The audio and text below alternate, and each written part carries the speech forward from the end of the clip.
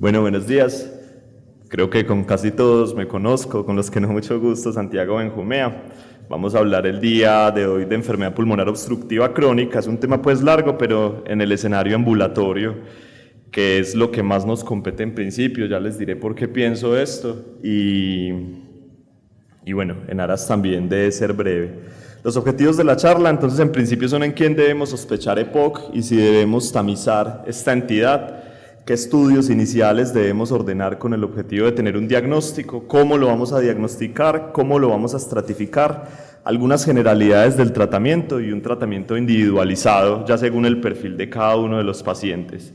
Entonces, para empezar, la EPOC es una condición pulmonar heterogénea que se caracteriza por síntomas respiratorios crónicos y fisiopatológicamente tiene compromiso en la vía aérea a manera de bronquitis crónica y o destrucción de los alvéolos a manera de enfisema. Se caracteriza por una obstrucción crónica a la salida del flujo aéreo y en general es una enfermedad de corte y de tipo progresivo con los síntomas que a su vez lo acompañan. ¿Por qué es importante hablar de esto? Porque es muy frecuente, se estima de forma global que entre el 5 al 10.3% de los adultos tienen EPOC. En Colombia se han hecho estudios locales y el 8.9% de la población adulta, y en Medellín el 13% de la población adulta presenta EPOC, después de las enfermedades cardiovasculares, que sabemos que de lejos es la principal causa de mortalidad, y las neoplasias es la tercera causa de muerte global. Adicionalmente, es una entidad con alta morbilidad, muy costosa y tiene medidas que impactan de forma importante en este pronóstico, principalmente en esta mortalidad, en esta morbilidad y de forma secundaria en el sistema de salud si empezamos a limitar hospitalizaciones. ¿Y por qué hablar en el escenario de consulta externa? Bueno, porque vemos estos pacientes casi todos los días en clínicas como esta, es la primera razón. Y la segunda, porque poco hacemos si vemos el paciente en urgencias, resolvemos su exacerbación de EPOC y el mismo día o al siguiente día le damos salida, pero no hacemos nada por optimizar su pronóstico a largo plazo y se sigue exacerbando cada 2 meses o sigue con su calidad de vida limitada. Entonces, para trabajar la charla y hacerla más dinámica, haremos pues un caso clínico y lo iremos desarrollando con base en los objetivos previamente nombrados. Es un hombre de 52 años que vive en una zona urbana, en principio es asintomático, tiene hipertensión arterial sistémica y un tabaquismo activo con un índice paquete año alto de 30, su padre murió de EPOC. Su hermano también recientemente fue diagnosticado de EPOC y está muy preocupado por esa razón y consulta por si se debe hacer algún estudio de detección temprana o tamización para la EPOC. Entonces, las preguntas y los objetivos a lograr con esto es si el paciente en principio tiene riesgo de EPOC y lo segundo, si requiere tamización o no. Entonces, para hablar de los factores de riesgo, creo que para nadie quedan dudas de que el principal factor de riesgo para la EPOC es el tabaquismo. El riesgo empieza casi que a partir de cualquier nivel de tabaquismo y es supremamente alto cuando se tiene un índice de paquete año por encima de 20, pero no solo el tabaquismo genera EPOC o contribuye a este y por eso no es un determinante aislado, sino que hay otros elementos como la polución, el consumo de marihuana, biomasa de otro tipo, especialmente en el campo pues, de los países latinoamericanos. Cada vez el vapeo está mostrando más comportarse como un factor de riesgo para otro tipo de enfermedades pulmonares que se estima que a largo plazo también favorezcan EPOC. Algunas exposiciones ocupacionales, dentro de estas pues principalmente polvo y destacar polución ambiental. Se estima que a 2050 se puede duplicar hasta triplicar la prevalencia de la EPOC solo por el hecho de la polución ambiental. Hay también factores de riesgo familiares, principalmente aquí mutaciones en el gen SERPINA1, que es el que codifica la alfa-1 antitripsina, que la hace deficiente. Hay más presencia de proteasas en el parénquima pulmonar y se degrada a mayor velocidad sin exposición o más aún si hay una exposición como el tabaquismo a largo plazo. La trayectoria pulmonar pobre es un factor de riesgo importante a considerar para el desarrollo de EPOC y esto es porque el pulmón, entre otros pocos, son órganos que no están totalmente maduros cuando nacemos. La maduración final y la segmentación final se termina dando entre los 18 a los 25 años, según si uno es hombre o mujer. pero hay eventos que pueden alterar esta maduración y esta segmentación. Ejemplo, una persona que tiene inmunodeficiencia como un variable, neumonías a repetición, ya tiene 10 neumonías desde que es niño y adolescente, probablemente no va a lograr un pico de maduración pulmonar igual que el resto de las personas. Y se estima también que desde los 40 años, así como todo envejecemos, también el pulmón envejece y aproximadamente se puede perder un 1% de función pulmonar por año sin esto ser patológico. ¿Qué pasa? Yo llegué a mi 100%, 110% de mi capacidad pulmonar y de mi desarrollo pulmonar a los 40, bueno, a los 25 años, que es el pico. Empiezo a perder un 1% por año, tendré a los 80 años todavía un 70% de mi pico de capacidad pulmonar, pero por el contrario, tuve situaciones en mi infancia, neumonías, traumas, fibrosis quística, broncoaspiraciones, enfermedad por membrana hialina, cualquier cosa que me haya alterado este pico del desarrollo, no logro mi 100% de capacidad pulmonar, sino un 80% de lo que debía lograr. Empiezo a perder el 1% al año y además fumo, pero poquito. Todos estos factores se juntan y terminan desencadenando que en X momento de mi vida, 60, 70 años, por más de que no tenga una gran exposición, ejemplo a tabaquismo, la función pulmonar sea menos de lo esperado para la edad y eventualmente configurando el diagnóstico de EPOC. Tenemos pues otros factores de riesgo, infecciones a repetición, como ya lo nombré, asma también no tratado, no controlado a largo plazo. Entonces pues la conclusión es que obviamente este paciente sí tiene factores de riesgo para EPOC, un riesgo muy alto por la historia familiar y por el tabaquismo.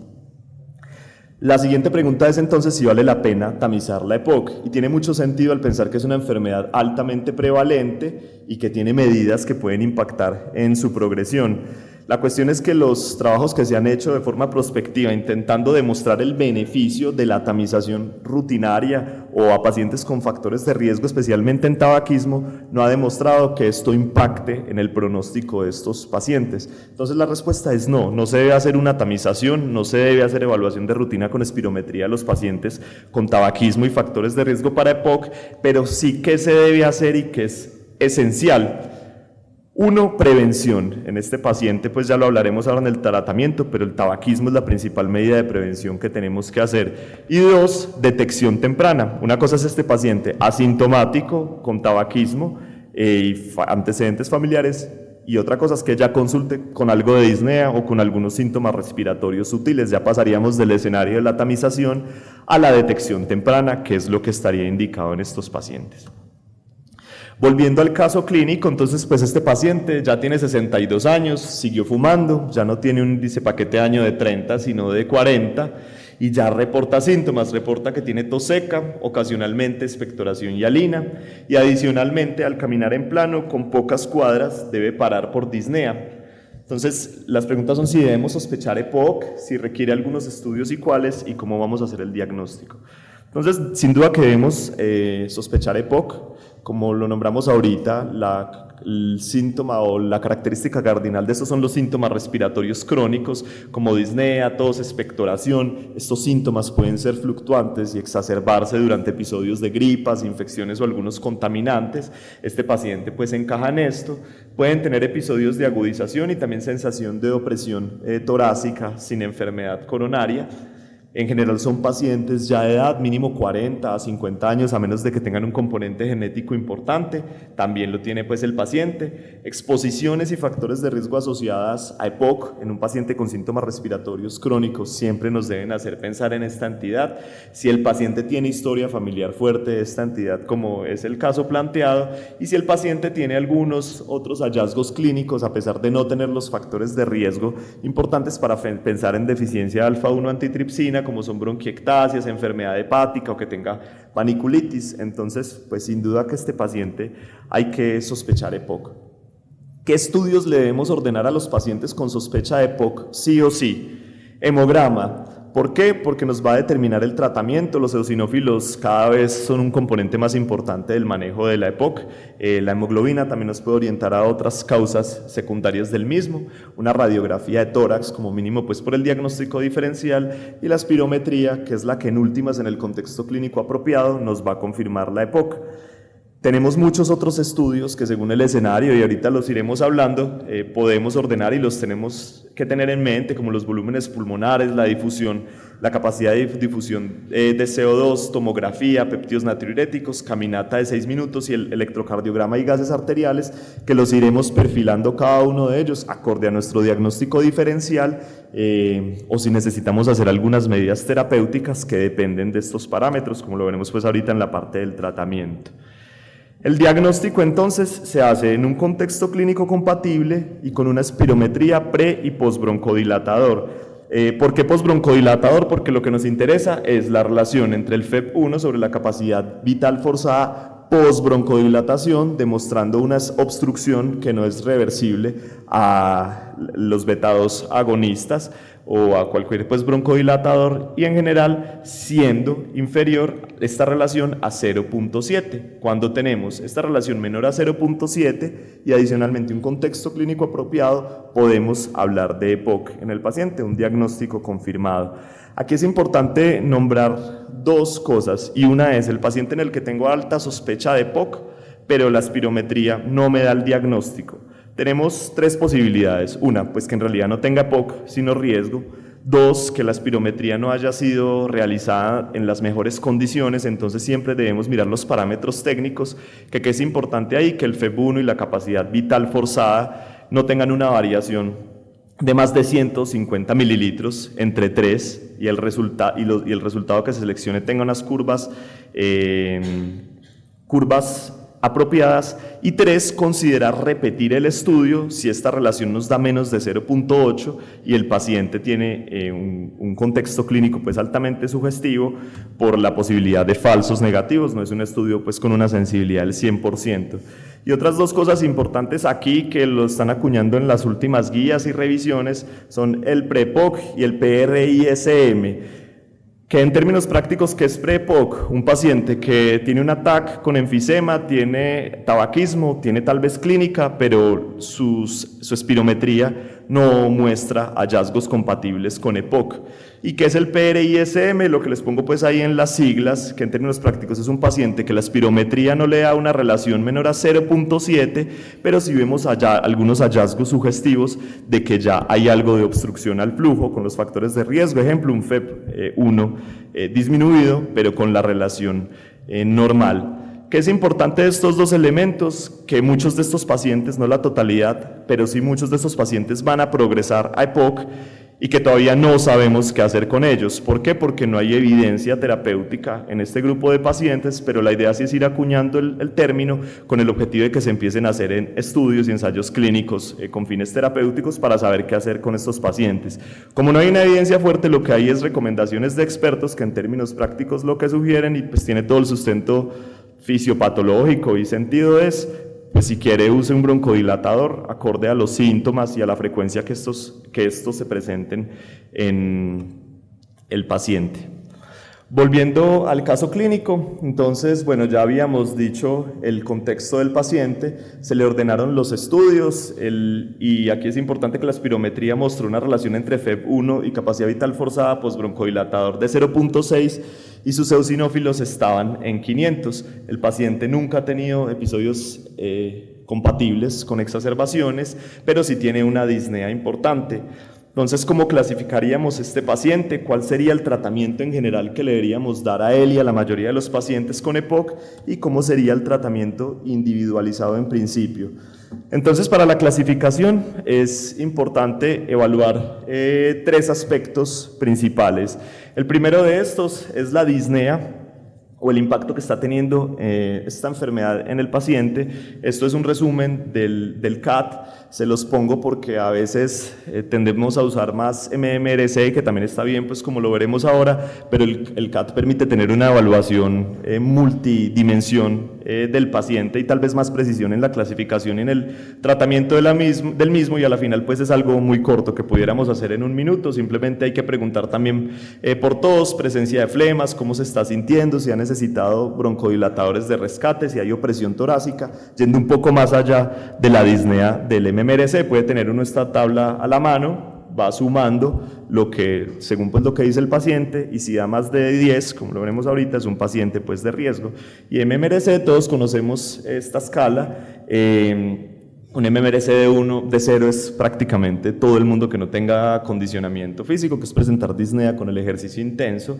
El de 1 ya el paciente empieza a presentar disnea al subir pendientes. El 2, que incluso el paciente pues, del que estamos hablando sobrepasa esto, ya no puede andar a la misma velocidad de las personas de su edad por presencia de disnea. El 3 ya es una disnea que lo limita de forma importante, en general hasta con 100 metros o menos puede empezar a presentar disnea. Y grado 4 de MMRC es un paciente que está prácticamente totalmente limitado dentro de su casa o en reposo, o casi que con cualquier actividad va a presentar disnea.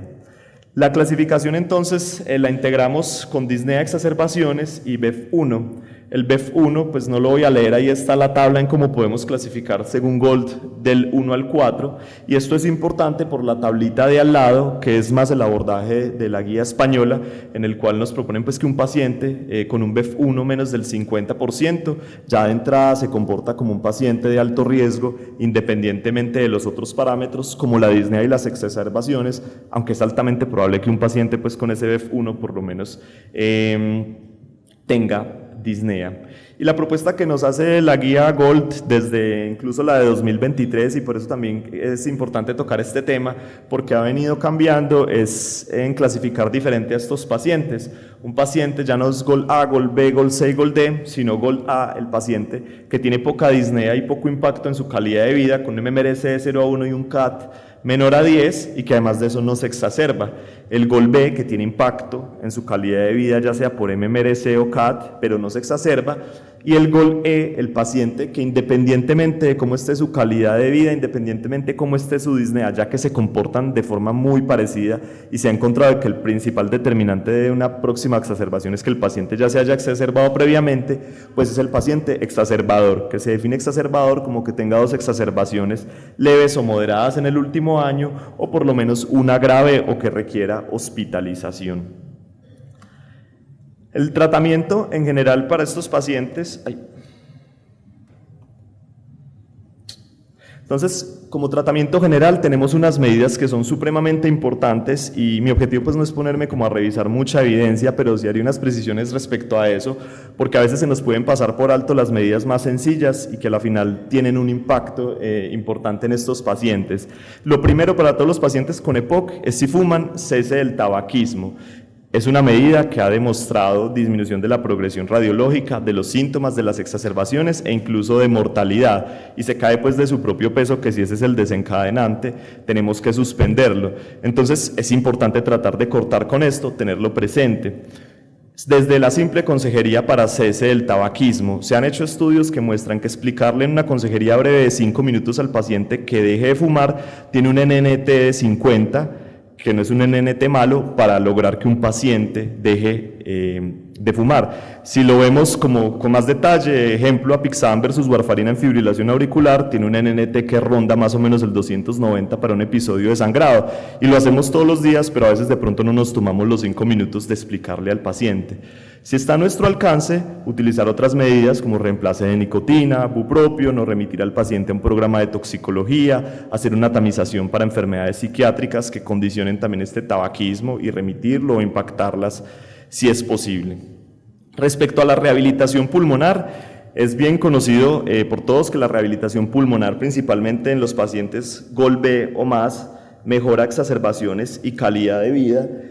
Solo quisiera mostrarles pues como una cohorte reciente, bueno, de 2020, que es de más de 190.000 pacientes. No es un estudio de intervención, pero sí es una cohorte pues muy grande, que quiso comparar qué pasaba cuando se iniciaba terapia de rehabilitación pulmonar en menos de 90 días después de una exacerbación y más de 90 días desde la exacerbación respecto a mortalidad, y efectivamente, por lo menos en la cohorte, sí se favorece y se sugiere que muy probablemente la rehabilitación pulmonar disminuya mortalidad en los pacientes recientemente exacerbados. Entonces la conclusión de esta parte es que debemos ordenarle rehabilitación pulmonar a estos pacientes a partir de Gold B o Gold E en la actualidad, idealmente en las primeras 4 semanas de una exacerbación o de que lo vimos, y como máximo 90 días, que es lo que este estudio pues nos muestra que es el tiempo de umbral para tener el mayor beneficio.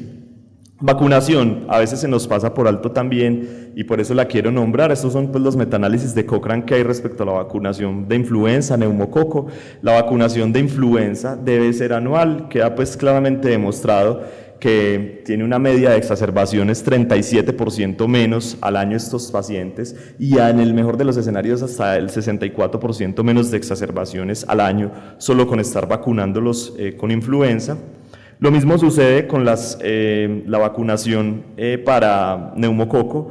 Hay evidencia, como les he puesto aquí, pues hay muchas otras cosas que soportan el uso de la vacunación con neumococo, que debe ser la vacuna neumococo 13 y a las 8 semanas la neumococo 23, pues por ahora que es la disponibilidad de vacunas que tenemos en el país. Y esto nos va a permitir disminuirle a estos pacientes de una forma significativa las neumonías bacterianas y adicionalmente, al igual que influenza, disminuir las exacerbaciones, que es uno de los principales predictores de deterioro en calidad de vida de los pacientes, reexacerbación y pérdida de función pulmonar. Entonces, conclusión, todos los pacientes deben estar vacunados por influenza anual, por neumococo y la neumococo 23 se debe repetir cada 5 años. Respecto a oxígeno, el oxígeno en realidad es una medida que se ha evaluado hace muchísimo tiempo. Estos fueron pues como los 2 ensayos clínicos que nos empezaron a hablar de esto y los que nos cita la guía del 2024. En el MRC, que es este de acá de 1980, se demostró que darle oxígeno 15 horas al día al paciente versus no darle nada disminuye la mortalidad en ellos y después se hizo uno en 1981, es el LOT, que quería evaluar ya si al paciente darle oxígeno por más tiempo, 24 horas versus solo 12 horas, impactaba en él y el promedio de oxígeno en 24 horas fueron 19 horas, a la final lo que el paciente los tuvieron y en el otro grupo 13 horas y aún así impactó en la mortalidad. Entonces, conclusión de esto, si vamos a prescribir oxígeno, se debe prescribir mínimo por 15 horas, tal vez considerar las 19 horas, que comparado con 13 horas parece ser superior en mortalidad, y los pacientes que se incluían en esto y para los que está la recomendación en oxígeno son los pacientes que al ambiente saturen menos de 88%, tengan una presión de oxígeno en los gases arteriales menor de 55 o que saturen menos de 90, la presión sea menos de 60 y se acompañe de una comorbilidad como insuficiencia cardíaca, hipertensión pulmonar o policitemia. Entonces, en definitiva, no nos podemos olvidar pues, de estas medidas para casi el 100% de los pacientes. Y volviendo pues, al caso de nuestro paciente, para repasarlo, era un paciente GOL-B, porque no se estaba exacerbando, pero sí tenía disnea importante. Tenemos que hacer todo lo que esté a nuestro alcance para el tabaquismo, todo lo que esté a nuestro alcance respecto a vacunación, que lo podemos hacer, y es un paciente que necesita rehabilitación pulmonar. En cuanto al tratamiento individualizado inicial de los pacientes, y por eso pues es importante hablar de la nueva clasificación, es porque va a impactar en qué le vamos a dar a ellos, y esto también ha venido cambiando en los últimos años. El grupo A, que ya dijimos pues en qué consistía, simplemente hay que darle un broncodilatador. El broncodilatador dependerá de la frecuencia y la temporalidad que el paciente presente los síntomas, y con base en eso uno decidirá si será de larga acción o de corta acción. Del grupo B sí es importante hablar de algunas cosas puntuales, y es que en las guías previas pues al 2023 y en algunas revisiones todavía se veía mucho la recomendación de un único inhalador de larga acción, LABA o LAMA, y tal vez considerar los de acción dual. Pero desde 2014 están saliendo varios ensayos clínicos, el estudio Blaze, que fue con indacaterol y glicopirronio, también salió uno con anoro, que fue el EMAX, y tenemos también un ensayo clínico con odolaterol tiotropio, que impactaron en estos pacientes, no en reexacerbaciones, pero comparados con un único broncodilatador de larga acción, en mejoría de los síntomas, mejoría de la disnea y mayor calidad de vida. Entonces, por eso es que la recomendación actual en los pacientes en la categoría o en el grupo GOL-B es que no demos monoterapia con un broncodilatador de larga acción, sino terapia dual. GOL-E, También ha venido saliendo evidencia del uso temprano de los glucocorticoides. En los ensayos clínicos, pues los análisis por sus subgrupos muestran que el mayor beneficio es con más de 150 eosinófilos, pero hay evidencia más de tipo observacional que nos muestra que el mayor beneficio se obtiene a partir de 300 eosinófilos y que probablemente el beneficio de adicionar un glucocorticoide es nulo con menos de 100 eosinófilos en sangre periférica. Entonces, en la guía nos proponen que los pacientes que sean GOL-E, de entrada les pongamos lava-lama, pero si tiene más de 300 eosinófilos, adicionemos un glucocorticoide como terapia inicial. O si el paciente no tiene criterio para glucocorticoide de entrada, pero sus eosinófilos son mayores de 100 y se volvió a exacerbar, lo añadamos en ese momento. Entonces, el tratamiento para este paciente, que es GOL-B, fuera de las medidas no farmacológicas que hablamos, que probablemente sean las más importantes, sería con un broncodilatador de larga acción dual, como bilanterol umeclidinio, o lodaterol tiotropio, o indacaterol glicopirronio. Avanzando con el caso clínico, entonces, al paciente se le inició bilanterol umeclidinio, estuvo 2 años estable, pero en el último año ha tenido 2 exacerbaciones leves y recientemente estuvo hospitalizado por una exacerbación no infecciosa. ¿Cómo vamos a evaluar en estos pacientes si con la terapia inicial que le hemos dado y todas las medidas no farmacológicas está controlado? Y en caso de que no esté controlado, ¿cómo vamos a ayudarle? Entonces, para evaluar el control, les traigo esta diapositiva, que igual también la puede tener uno a la mano, impresa mientras se la aprende, o un pantallazo. Es de la guía de los españoles, y ellos nos proponen pues esta herramienta muy simple para ver si el paciente está controlado o no, y es ver la EPOC qué tanto lo está impactando o qué tan estable está. Entonces, en impacto vamos a mirar el esputo cómo está, si está necesitando medicación de rescate, si ha paseado o no ha paseado, pues salido a caminar, digamos, obviamente por la EPOC o no, qué MMRC tenemos y qué FEP1 tenemos, cómo se siente él subjetivamente desde la última visita y si ha presentado alguna agudización en los últimos 3 meses. En la parte izquierda, que es la parte de impacto, si tenemos 2 de estas características de forma negativa, nos va a hablar de que el paciente la EPOC sí le está impactando en este momento en su vida. Y por el contrario, en la parte de estabilidad, si tenemos una respuesta por lo menos negativa, nos va a hablar de que su EPOC no está estable. En caso de que la EPOC no esté estable o haya impacto, la respuesta es: tenemos que hacer algo más. Y ese algo más va a ir determinado principalmente por 2 cosas: ver qué es lo que le está pasando al paciente, si es que está así mal porque se está exacerbando o porque persiste con disnea.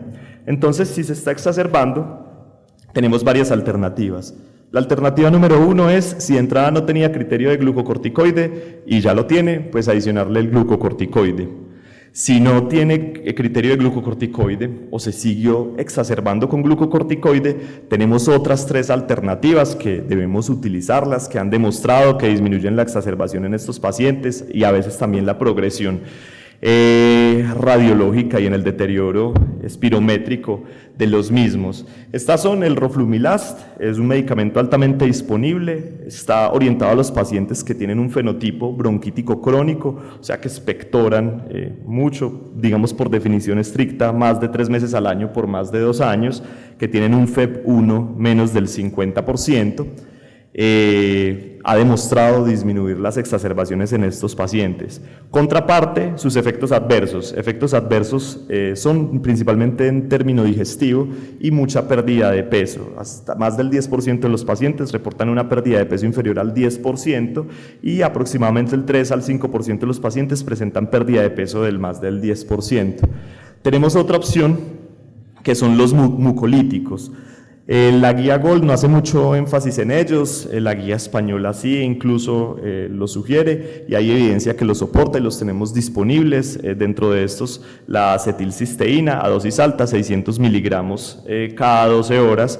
El paciente que se beneficia de ellos es más o menos muy parecido al del roflumilast, menos del 50% de FEP1, también bronquíticos crónicos y también ha demostrado disminuir exacerbaciones en ellos. Contraparte de este medicamento, tal vez que los estudios que soportan su uso, digamos el Pantenón o cualquier otro, son de menos rigor metodológico que los que soportan el uso del roflumilast, pero pienso pues que es una alternativa que también debemos considerar. Y en los pacientes que no tienen un FEV1 menor al 50% y que es para quienes la guía GOL 2024 perfila la acitromicina, también es una alternativa. En dosis de 250 miligramos vía oral al día ha demostrado disminuir las exacerbaciones en estos pacientes.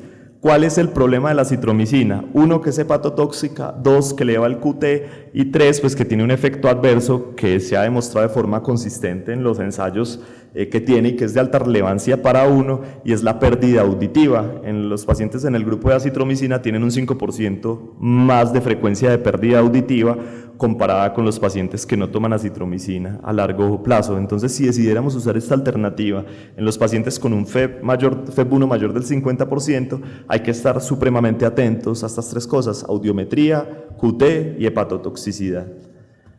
Respecto a la disnea, vamos a tener dos o tres, tal vez, elementos que nos puedan ayudar mucho, y todos van enfocados a la reducción de volumen pulmonar. Puede ser bulectomía, cirugía de reducción de volumen o reducción de volumen broncoscópica. No voy a hacer mucho énfasis en ella, pero sí en qué debemos pedir cuando estemos sospechando que el paciente se pueda beneficiar de eso y quién es el que se beneficia, para poderlo remitir a un centro con experiencia en estas medidas como este, para tratar de impactarle la disnea a estos pacientes, la calidad de vida y también la mortalidad si son los pacientes que se benefician.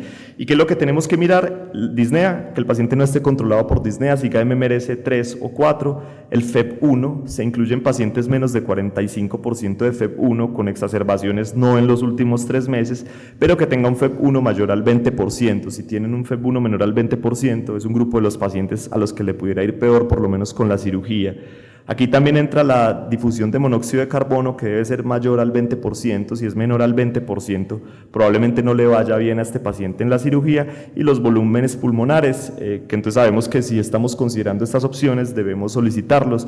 En general se considera un paciente para este tipo de medidas cuando tiene una capacidad pulmonar total mayor al 100%, o sea, está teniendo hiperinsuflación y atrapamiento aéreo, que al final eso es lo que se va a tratar de impactar con estas medidas, y un volumen residual mayor al 150% del predicho, que nos refuerza esto mismo, que hay atrapamiento aéreo. Si tenemos un paciente con disnea y con estas características, y tenemos los medios como acá, pues debemos interconsultar el servicio de neumología, de cirugía de tórax, y evaluar cómo le vamos a poder ayudar con estas medidas. Si no, pues tener presente que podemos remitir al paciente y que hay centros que cuentan con estas opciones y que es como buscaríamos pues impactar en él. Y finalmente, lo último que les quiero hablar es de trasplante pulmonar. No voy a hacer pues tampoco mucho énfasis en ello, pero sí tener presente que está disponible en el medio, en la clínica se realiza, pero que debemos estar muy atentos a los criterios para el mismo para tener una remisión oportuna. Entonces, los pacientes que en general se benefician, o hay que empezarlo a considerar, son los que tienen un BODE de 5 a 6, quienes tienen una presión arterial de CO2 ya empezándose a elevar de forma crónica sin otro causal, mayor de 45 o 50 milímetros de mercurio, y FEV1s muy disminuidas, menos del 25%. Y sin duda que si un paciente tiene un BODE de 7, es un paciente que hace tiempos ya se debía haber remitido a un programa de trasplante pulmonar desde que no haya una contraindicación. Destacar una cosa aquí pequeña, y en el BODE se evalúa la caminata de 6 minutos, también es uno de los parámetros. Entonces, si queremos, estamos viendo un paciente en este punto y consideramos este tipo de medidas, el paciente también debe estar acompañado de caminata de 6 minutos. Como mensajes para llevar a casa, quiero concluir pues cada una de las secciones que hablamos. Y nada, pues EPOC lo debemos sospechar en un paciente con síntomas respiratorios crónicos, y más aún si tiene alguno o algunos de los factores de riesgo que previamente hablamos, que suelen confluir. Mínimo en el primer nivel de atención, y en la mayoría pues de casos el paciente va a necesitar por lo menos una radiografía de tórax, un hemograma y una espirometría para poder diagnosticarlo y tener las primeras pautas del tratamiento. Tendremos otra serie de ayudas según lo que hemos nombrado pues durante el RCM. El diagnóstico lo hacemos entonces con la espirometría, recordar que es postbroncodilatador, una relación FEV1 sobre capacidad vital forzada menor a 0.7. No olvidarnos que todos los pacientes, el 100%, necesitan vacunación contra influenza, contra neumococo y contra COVID si todavía no la han tenido. al igual que hacer todos los esfuerzos a nuestro alcance, empezando por la consejería, para cesar el tabaquismo. El oxígeno, recordarles las indicaciones, las dejo pues aquí en la diapositiva, como ahorita las habíamos nombrado. Rehabilitación pulmonar, no olvidarnos enviársela a los pacientes que son GOL-B o GOL-E. Respecto al tratamiento, de entrada, GOL-A, broncodilatador, GOL-B, LABA-LAMA, no uno de larga acción aislado como tiotropio, sino siempre combinado, y GOL-E, LABA-LAMA más glucocorticoide en caso de eosinófilos mayor a 300. Tener presente que si el paciente sigue exacerbándose, tenemos otras medidas por implementar y para mejorarle su pronóstico, como las nombramos, lo mismo que si sigue con disnea y creemos que está teniendo atrapamiento aéreo, hacerle ya unas pruebas de función pulmonar completas y remitirlo a un grupo que tenga las posibilidades para hacer medidas de reducción de volumen. Y finalmente, recuerden que existe el trasplante pulmonar y que lo más importante es que logremos hacer una remisión oportuna al mismo. Muchas gracias.